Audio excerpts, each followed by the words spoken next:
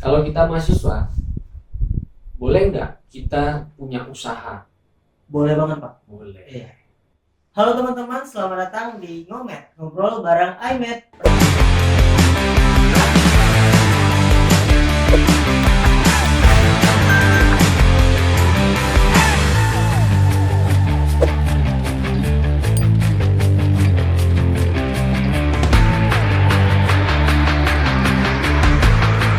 Perkenalkan, saya Faiz, dan di sini saya akan membahas suatu topik mengenai tentang digital presence strategy.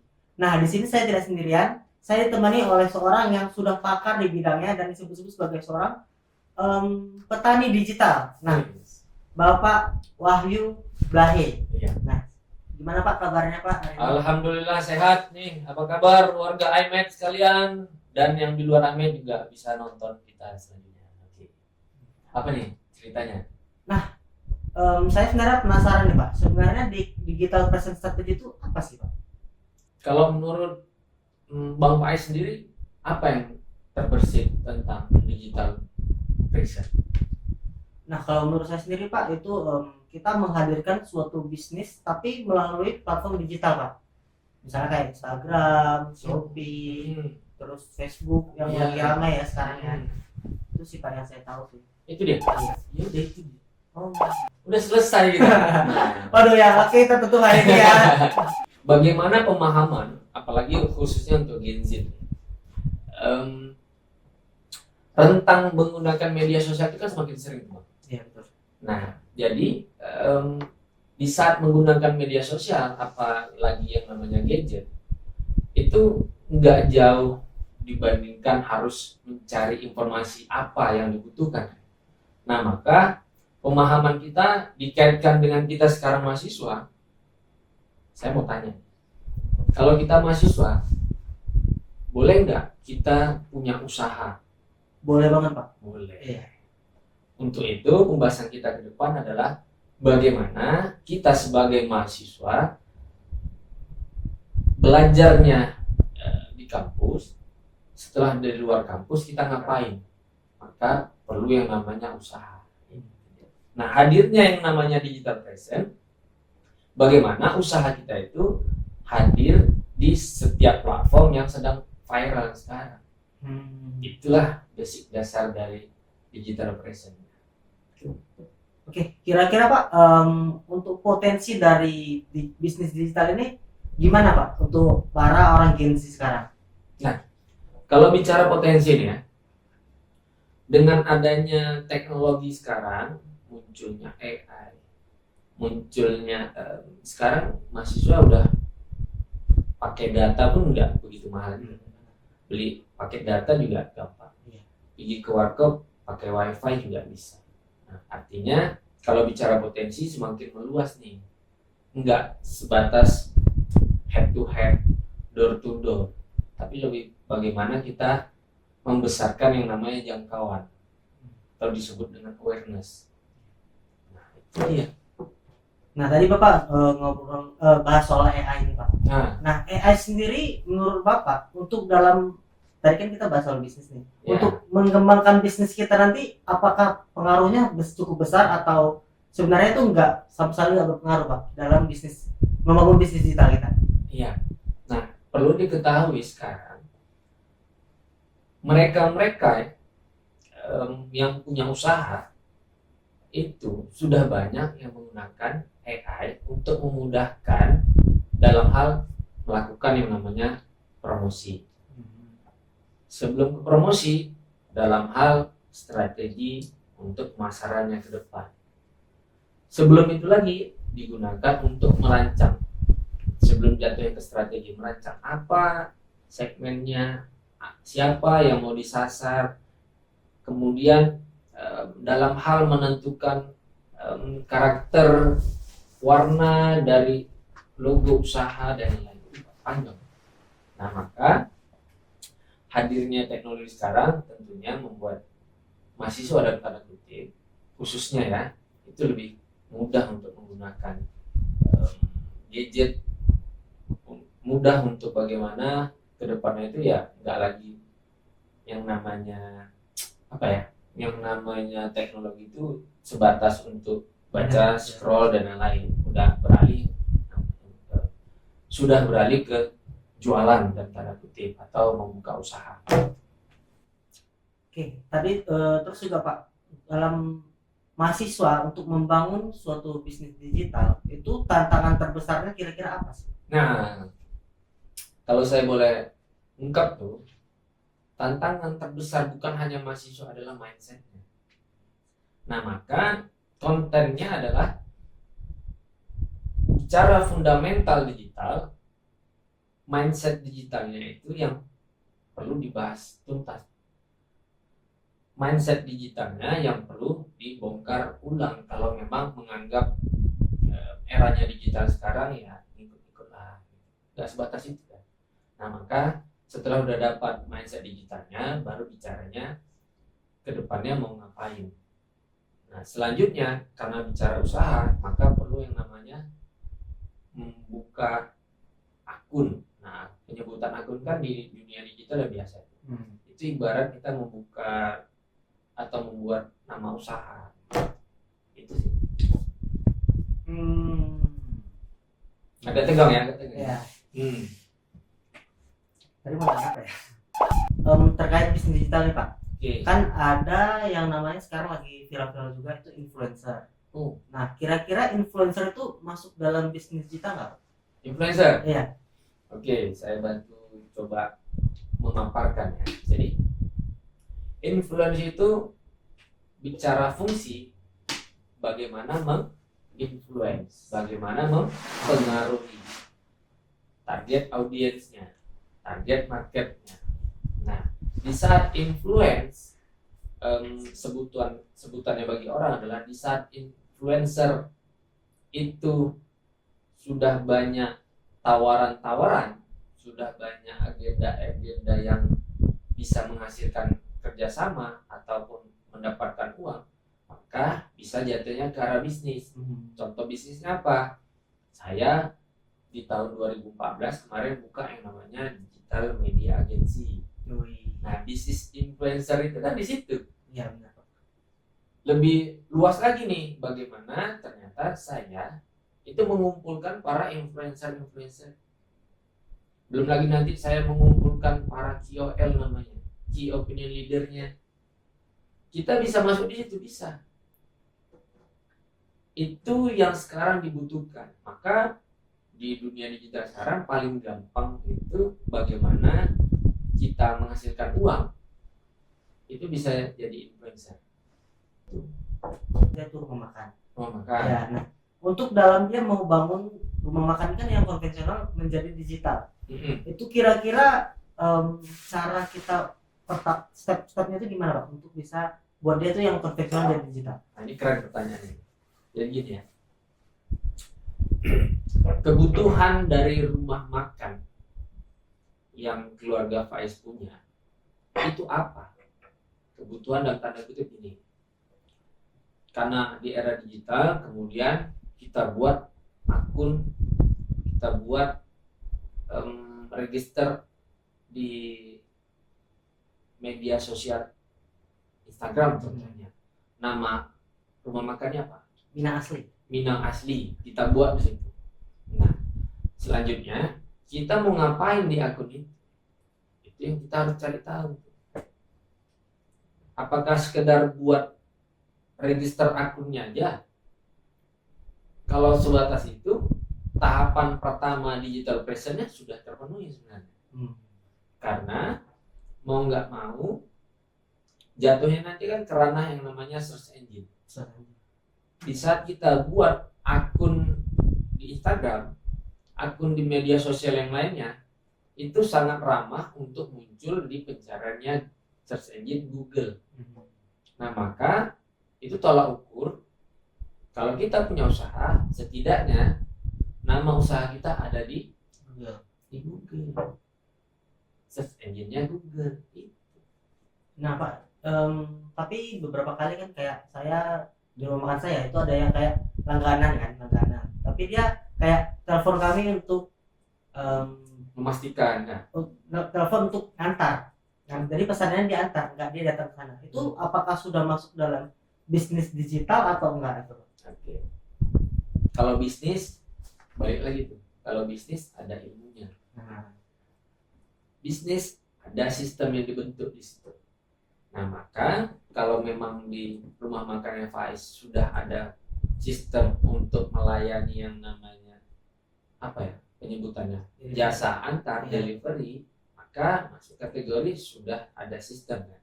Maka itu bisnisnya dari rumah makan dengan judul apa tadi? Minang asli. Minang Asli. Udah masuk ke arah bisnis. Hanya saja bisnis itu kan enggak hanya bagaimana mengatur dari sudut bagaimana orderan, tapi bagaimana keuangannya, cash flow-nya bagaimana, target siapa yang harus dipasar bagaimana. Maka dengan hadirnya abang buat akun di Instagram itu bisa membantu penjualan lebih lanjut. Jadi media sosial ini kita sebagai pengenalan doang, tapi untuk dapat jualannya itu dari websitenya tadi ya Pak? Iya. Ada juga closingnya, ada. Tetap media sosial itu bisa kita mempromosikan, closing dari situ tetap ada. Tapi ya memang kembali lagi ke dasarnya, kita perlu yang namanya punya website sendiri kan, pribadi.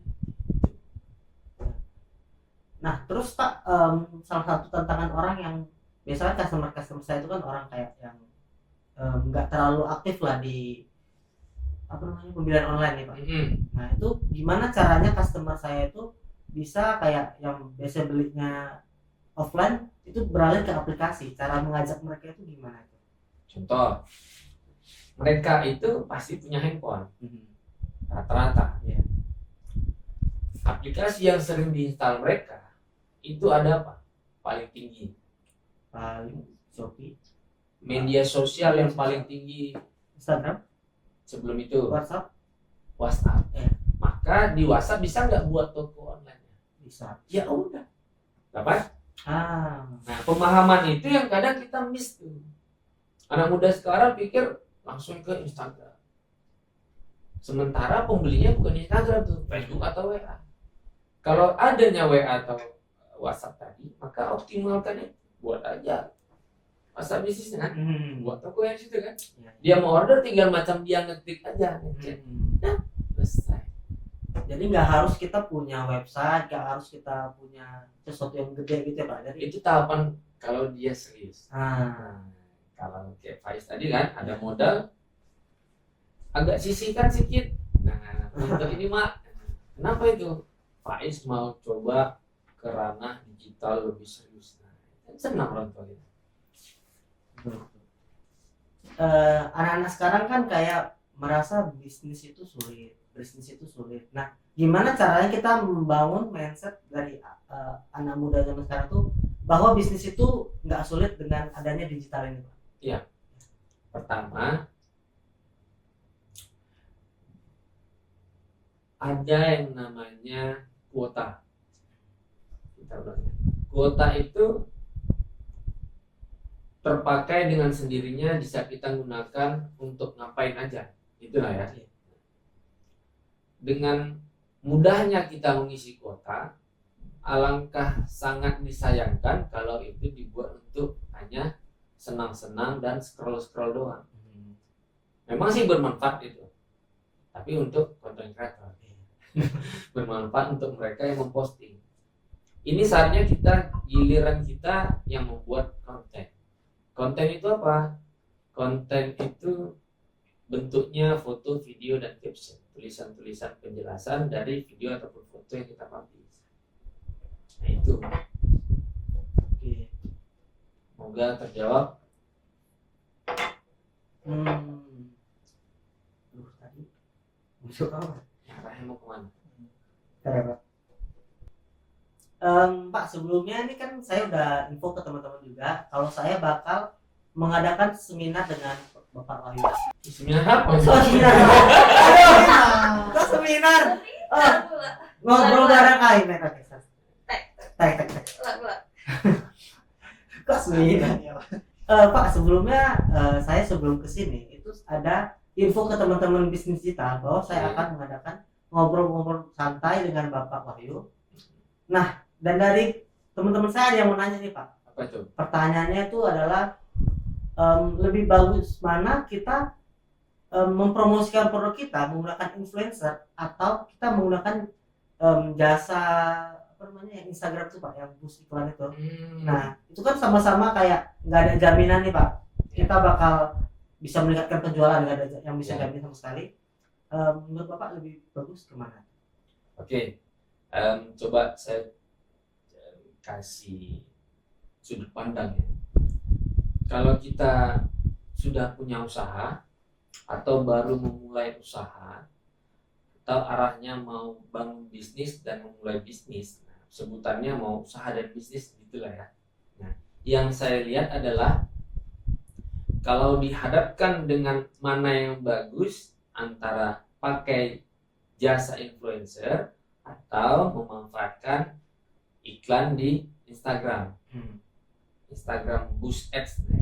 Nah, kalau harus di-compare mana yang bagus, sebelum situ karena fungsinya untuk kita, maka dampaknya nanti bisa tidak signifikan. Signifikan tuh gini, kalau Bang Faiz pakai iklan di Instagram, bisa nggak langsung klaim bahwasanya bakal laku sekian? Nggak bisa. Pakai influencer yang terkenal juga, bakal dapat keuntungan lebih nggak dari pakai jasa itu? Keuntungan lebih gimana Pak? Keuntungannya umpamanya pakai influencer 2 juta, bisa nggak dapatnya jadi malah 20 juta? Nggak ada yang jamin sih Pak. Nggak ada jaminan. Nah, maka dari itu yang menjamin itu adalah kita. Oke kawan-kawan, kalau punya usaha ataupun punya bisnis, yang menjamin kawan-kawan berhasil atau tidaknya itu adalah kawan-kawan sendiri. Gimana cara menjaminnya? Maka sebelum dilakukan yang namanya mengoptimalkan pihak ketiga, saya sebut itu pihak ketiga itu iklan dan influencer, maka yang dibenerin dulu adalah usahanya kita. Contoh, baru buat akun Instagram ya, rumah makan, postingannya 3 postingan, udah orang belum banyak tahu, diiklanin, bakal ngefek nggak? Enggak sih. Agak ragu juga gitu. Postingan masih 3, betul kan nih? Lagi online, nanti kena tipu. Maka perlu yang namanya packaging, perlu namanya good looking, perlu yang namanya orang percaya sama akun usaha kita yang di online. Maka penuhin itu dulu. Nah, ya, penuhin itu dulu. Nah, Pak, saya baru nih. Gimana kalau bentuknya rumah makan? Terus biar rumah makan itu terkesan orang banyak suka. Nah, kita udah sampai mengkaji sampai situ ya.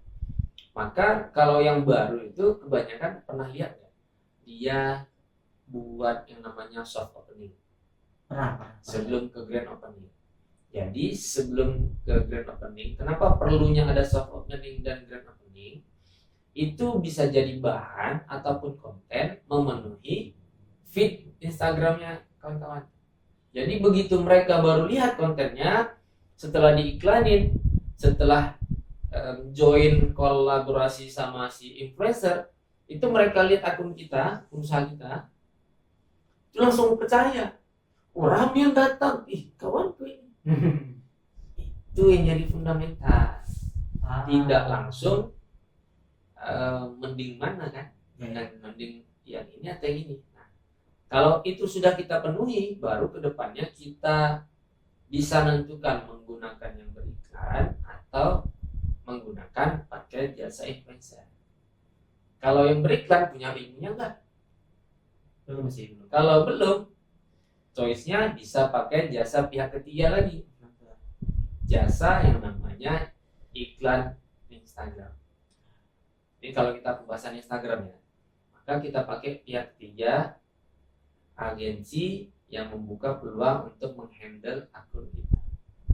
Jasa media sosial handling ada. Nah itu. Kalau kita nggak mau ribet, kita maunya yang langsung wow, karena lebih trust, pakai influencer yang followernya sekian langsung, supaya banyak langsung. Nah, atau pakai akun yang namanya, jangan dilupakan, akun-akun anonim atau akun-akun kota di lokal, ya kan? Contoh kalau di lokal itu kan di sini ada cerita Medan. Iya. Nah, manfaatkan seperti itu. 5 akun besar di Medan, apa aja?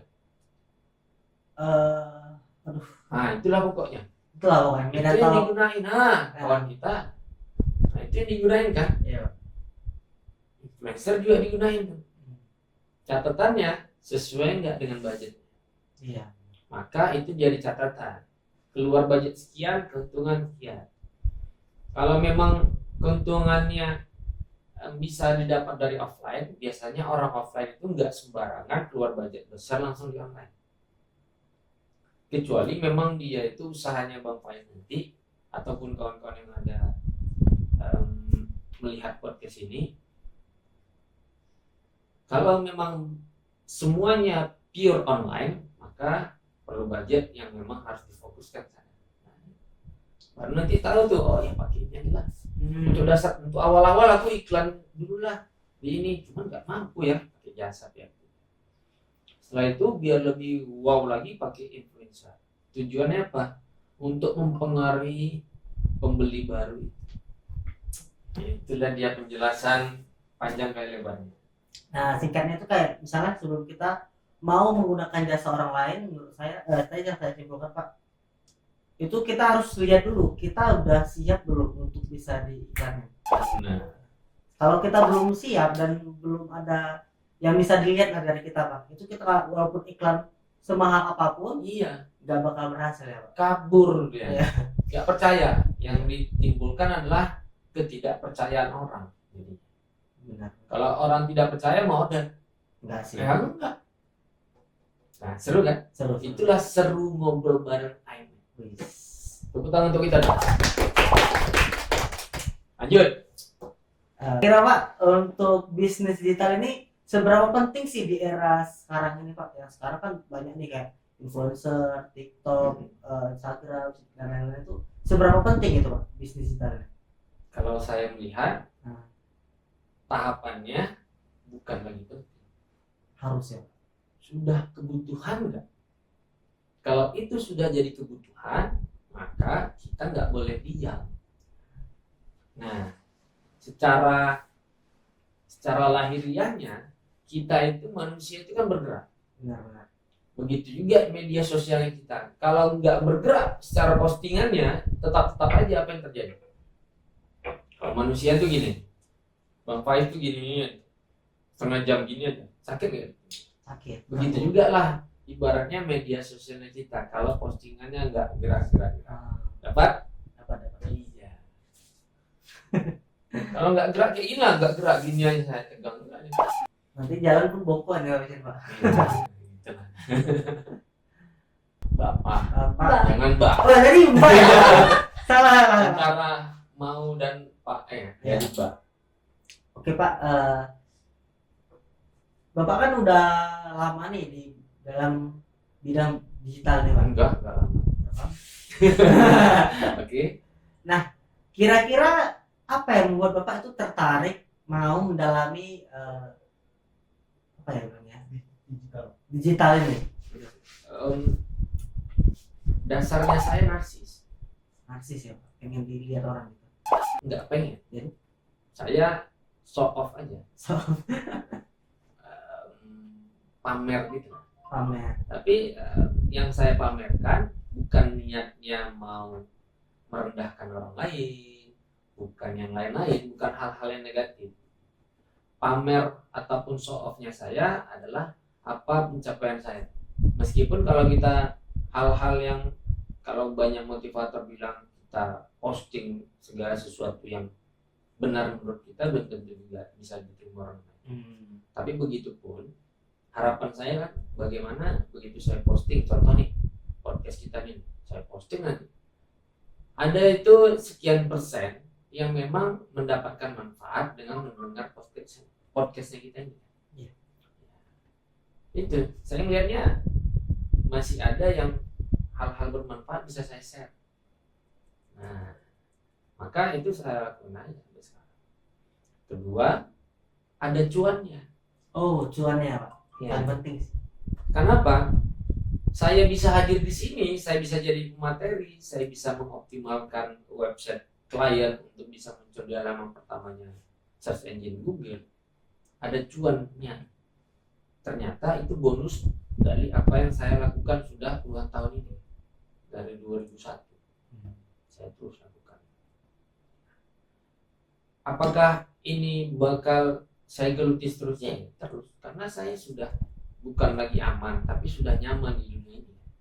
Nah, begitu juga nanti kawan-kawan mahasiswa, kawan-kawan yang di luaran juga, di saat kita sudah nyaman dengan satu kegiatan yang kita sedang jalani, maka optimalkan. Nah, kalau dalam ilmu bisnis ada namanya passion.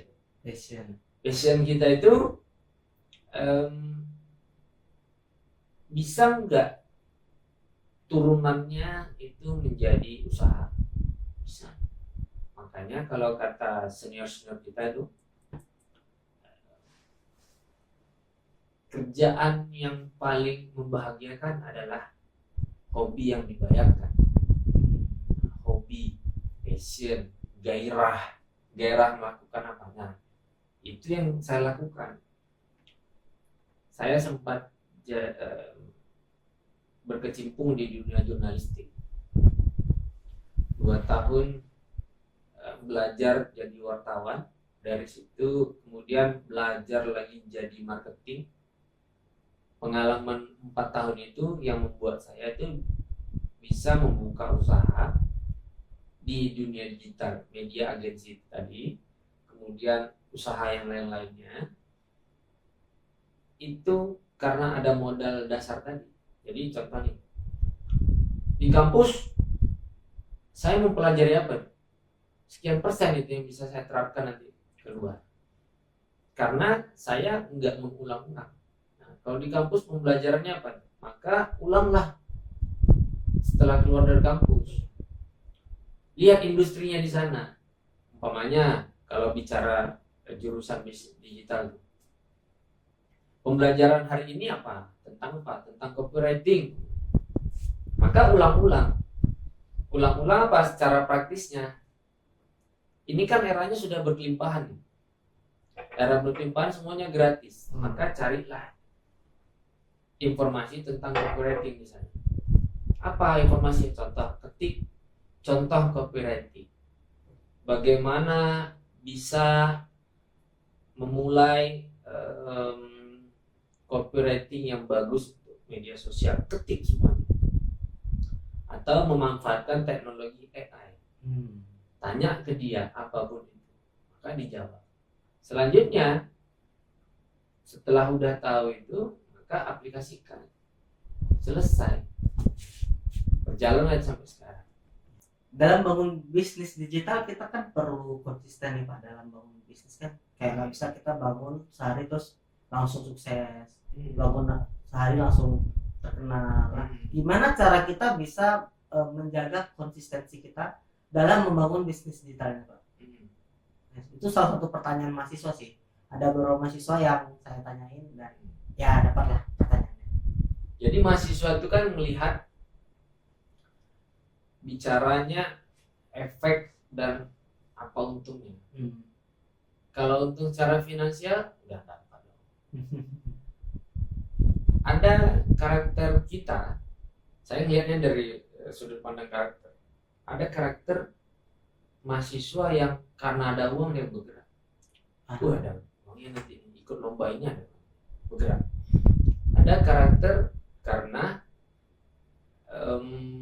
dia senang diapresiasi, dilihat, dia senang show off, dia senang nampil di media sosial. Jadi bukan hanya uang, dia senang nampil. Maka dia nampil untuk mempromosikan usahanya, mempromosikan bisnisnya. Halo, kita ini ada ya, dapat ya, karena uang. Apalagi selain itu macam. Tapi yang mau saya lihat adalah enggak semuanya karena uang. bisa jadi sudut pandang lain yang digunakan. Mulai dapat ya? Iya, jadi apa ya yang membuat mahasiswa mau ya? Ada ilmunya nggak? Mau. Apa yang aku dapat? Ada uangnya nggak? Mau. Aku makin terkenal nggak? Iya. Bisa nambah follower nggak? Oh, makin mau. Kan gitu kan? Nah, iya. Jadi intinya kayak ada manfaat baliknya Pak. Iya. Kalau jualan pun begitu kan. Orang nggak penting dengan sebagus apapun, seenak apapun yang namanya rumah makan milik Faiz. Tapi orang bicara manfaat di saat mereka sudah beli. Nah, artinya fokusnya apa? Manfaat yang kita dapat. Kemudian kita yang pemilik akun usaha nih, manfaat apa yang bisa kita berikan. Selesai. Oh gitu ternyata. Iya. Oke, mungkin untuk ngobrol bareng Ahmed kalau bahas soal bisnis digital nggak bakal habisnya nih Pak. Nggak bisa habis. Ya sampai malam kayak kita nggak selesai. Panjang. Ya, jadi kayaknya untuk season episode 1 kali ini Ya. kita akhiri di Saat sekarang ini ya. Ya, boleh. kita bakal lanjut di episode berikutnya. Ya. Bentuknya gimana? Aduh. Biasa template-nya gimana? Oh iya, belum pernah dia sekali. Iya. Pantun lah, paling siapa pantun ini. Waduh, jangan. Apa guna lemari kaca? Waduh, jangan, Pak. Lanjut. Cakep. Kok saya? Kira kemauan. Oke. Pantun lah, bisa nih. Oke, sekian dulu untuk ngobrol bareng Ahmednya pada episode hari ini. Ya. Kita bakal lanjut di episode berikutnya bersama saya Faiz dan Bapak Wahyu. Oke, kita akan ketemu di episode berikutnya. Bye-bye. Bye.